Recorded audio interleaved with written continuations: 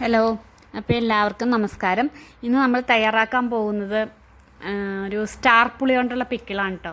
അപ്പോൾ ഉണ്ടായി നിൽക്കുന്ന പിക്ചറാണ് ഞാനിപ്പോൾ കാണിച്ചിരിക്കുന്നത്. അതൊരു വലിയ മരമായിട്ട് തന്നെ ഉണ്ടായി നിൽക്കും. അപ്പോൾ അതൊന്ന് നിറച്ചുണ്ടാവും. ഇത് വെച്ചിട്ട് നമുക്ക് ഒരുപാട് ഐറ്റംസ് ഉണ്ടാക്കാൻ പറ്റും കേട്ടോ. ഇതിപ്പോൾ അത് പറിച്ച് നന്നായിട്ട് നമുക്കിനി വാഷ് ചെയ്തതിന് ശേഷം ചെറിയ ചെറിയ പീസുകളായിട്ട് നമുക്ക് നന്നായിട്ട് അരിഞ്ഞെടുക്കാം. അപ്പോൾ അത് അരിഞ്ഞതിന് ശേഷം ഇതുപോലെ അരിഞ്ഞതിന് ശേഷം നമുക്ക് ഉപ്പും മുളക് പൊടിയും, അതായത് കുറച്ച് മുളക് പൊടിയും കൂടി ചേർത്തിട്ട് നന്നായിട്ട് വെയിലത്തിട്ട് ഉണക്കിയെടുക്കുക. എന്നിട്ട് നമുക്ക് അത് റെഡിയാക്കാം. ഇതാ അപ്പോൾ നമ്മളെടുത്ത് വെച്ചിരുന്ന സ്റ്റാർ പുളി നന്നായിട്ട് അരിഞ്ഞ് ചെറിയ കഷ്ണങ്ങളൊക്കെ അരിഞ്ഞ് ഉപ്പും കൂട്ടി, ഉപ്പും ഒരു ശക്കലം, അതായത് ഒരു 1/4 ടീസ്പൂൺ, പുളി എത്ര എടുക്കണമെന്ന് വെച്ചാൽ അതിൻ്റെ അനുസരിച്ചിട്ട്. അപ്പോൾ ഒരു മാക്സിമം ഒരു സ്പൂൺ മുളക് പൊടിയും കൂടി ഇട്ട് തിരുമ്മി നന്നായിട്ട് വെയിലത്ത് വെച്ച് ഉണക്കണം. ഒരു 2-3 ദിവസം വെയിൽ കൊണ്ട് ഉണങ്ങി കഴിയുമ്പോൾ നമുക്കത് ഇതുപോലെ കിട്ടും, ഉണങ്ങി നല്ല ഇതായിട്ട്. അപ്പോൾ നമുക്കിനി ഇത് വച്ചിട്ട് നമുക്ക് പിക്കിള് റെഡിയാക്കാൻ പറ്റും. അപ്പോൾ അതിനി എങ്ങനെ തയ്യാറാക്കണമെന്ന് നമുക്ക് നോക്കാം.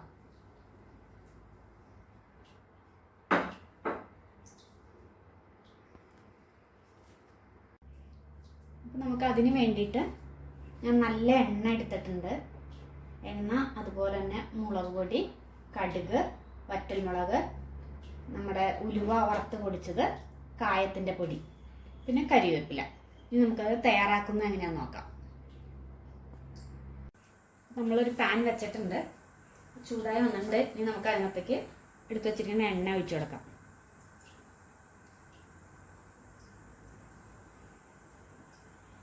ഈ എണ്ണ ശരിക്കും ചൂടായി കഴിഞ്ഞാൽ നമുക്ക് കടുക് ഇട്ട് കൊടുക്കാം.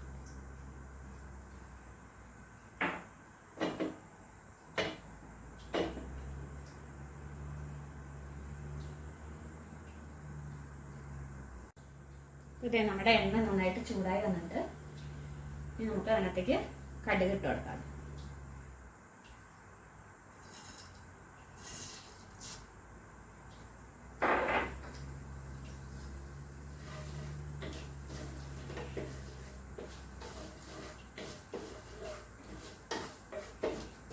നമുക്ക് ഈ സ്റ്റാർ പുളി വെച്ചിട്ട് ഒരുപാട് ഐറ്റംസ് ഉണ്ടാക്കാം കേട്ടോ. കാരണം നമുക്ക് അതുകൊണ്ട് ജ്യൂസ് ഉണ്ടാക്കാൻ പറ്റും, പിന്നെ ജാം ഉണ്ടാക്കാം, അങ്ങനെ ഒരുപാട് ഐറ്റംസ് അതുപോലെ ഉണ്ടാക്കാം. പിന്നെ കറി വയ്ക്കാം, അച്ചാറുണ്ടാക്കി വെച്ചാൽ ഒരുപാട് നാളത്തേക്ക് ഇരുന്നോളും. ഇതുപോലെ ഉണ്ടാക്കി ഉണക്കി എടുത്ത് ഇതുപോലെ വെച്ച് കഴിഞ്ഞു. പച്ചമുളക് ഇട്ട് വെക്കുന്നത്,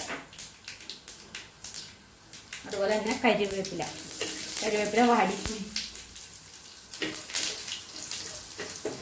നന്നായിട്ട് കടുകും ഇതും പൊട്ടി കഴിയുമ്പോൾ നമ്മൾ തീ എപ്പോഴും ശ്രദ്ധിക്കുക. അതിൻ്റെ ചൂടായി കഴിയുമ്പോൾ തീ എപ്പോഴും സിമ്മിലിടുക, അല്ലെങ്കിൽ വേഗം മുളക് പൊടിയൊക്കെ ചേർക്കുമ്പോൾ കരിഞ്ഞു പോകും. ഇനി നമുക്ക് എടുത്ത് വെച്ചിരിക്കുന്ന കായത്തിൻ്റെ പൊടി ചേർക്കാം, ഉലുവയുടെ പൊടി ചേർത്ത് കൊടുക്കാം. അതുപോലെ തന്നെ നമ്മുടെ മുളക് പൊടി ഞാനിപ്പോൾ 2 സ്പൂണാണ് എടുത്തിരിക്കുന്നത്. ഒരുപാട് വലിയ എരിവില്ലാത്ത മുളകിൻ്റെ പൊടിയാണ്. അപ്പം അത് കാരണം 2 സ്പൂൺ അത് ചേർത്തിട്ടുണ്ട്. ഇത് രണ്ടും കൂടി മിക്സ്, തീ ഒന്ന് നന്നായിട്ട് ചൂടായിട്ട് അപ്പോൾ ഒന്ന് നമുക്ക് ഓഫാക്കി കൊടുക്കാം, അത് അല്ലെങ്കിൽ കരിഞ്ഞു പോകും. അപ്പോൾ ഇത് നന്നായിട്ട് ഇളക്കി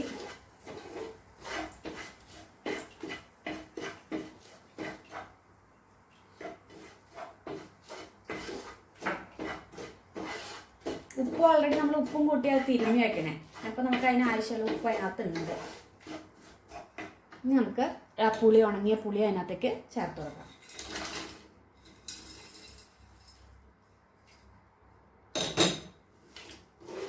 ഇനി നന്നായിട്ടൊന്ന് മിക്സ് ചെയ്ത് കൊടുക്കാം. മിക്സ് ചെയ്ത് വരുമ്പോൾ നമുക്കൊരു ശകല എണ്ണയും കൂടി ഒഴിച്ചു കൊടുക്കണം. അപ്പോൾ നമ്മുടെ സ്റ്റാർ പുളി കൊണ്ടുള്ള അച്ചാർ റെഡി ആയിക്കൊണ്ടിരിക്കുന്നു. നമ്മൾ ഈ പുളി ഉണക്കുമ്പോൾ തന്നെ അരിഞ്ഞ് ഉണക്കാൻ വരുമ്പോൾ തന്നെ ഉപ്പൊക്കെ തിരുമ്മിയാണ് ഉണക്കാറുണ്ട് കേട്ടോ. അപ്പം നമ്മളിതൊക്കെ മിക്സ് ചെയ്ത് കഴിയുമ്പോൾ ഉപ്പ് കുറവാണെന്ന് തോന്നുകയാണെങ്കിൽ നമുക്ക് ഇത്തിരി ഉപ്പും കൂടി ആഡ് ചെയ്ത് കൊടുക്കാം. നമ്മൾ പിന്നെ ഇതിനകത്ത് ഒരു തുള്ളി വെള്ളം പോലും ചേർത്തിട്ടില്ല, ഇത് എണ്ണയിൽ കിടന്ന് തന്നെയാണ് മിക്സ് ആവണത്. കാരണം എണ്ണയും മുളക് പൊടി, ഉലുവയുടെ പൊടി, കായം അങ്ങനെയൊക്കെയല്ല കിടന്നപ്പോൾ ഒട്ടും വെള്ളം തന്നെ നമുക്ക് മിക്സ് ചെയ്യണില്ല അതിനകത്ത്. ഇനി ഇത് നമുക്ക് അടച്ച് നല്ല ചൂടാറി കഴിയുമ്പോൾ അടച്ച് നല്ല ചില്ലുരുപ്പിയിലാക്കി എടുത്ത് വെച്ചാൽ കുറേ നാളത്തേക്ക് ഇരുന്നോളും.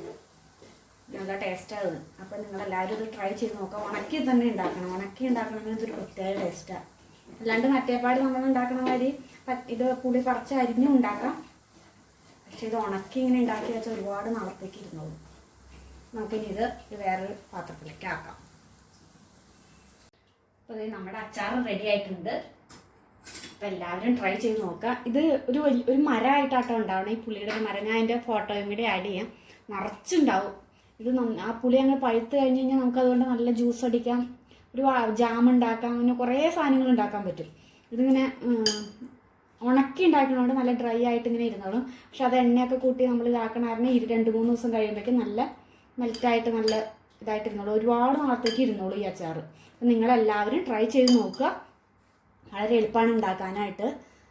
അപ്പോൾ നിങ്ങൾക്ക് എല്ലാവർക്കും ഈ വീഡിയോ ഇഷ്ടപ്പെടുകയാണെങ്കിൽ ലൈക്ക് ചെയ്യാനും ഷെയർ ചെയ്യാനും സബ്സ്ക്രൈബ് ചെയ്യാനും മറക്കരുത്. അതുപോലെ നിങ്ങളുടെ അഭിപ്രായങ്ങൾ കമൻറ്റ് എഴുതുക. അപ്പോൾ നമുക്ക് ഇനി അടുത്ത വീഡിയോ ആയിട്ട് പിന്നെ കാണാം. Okay, by.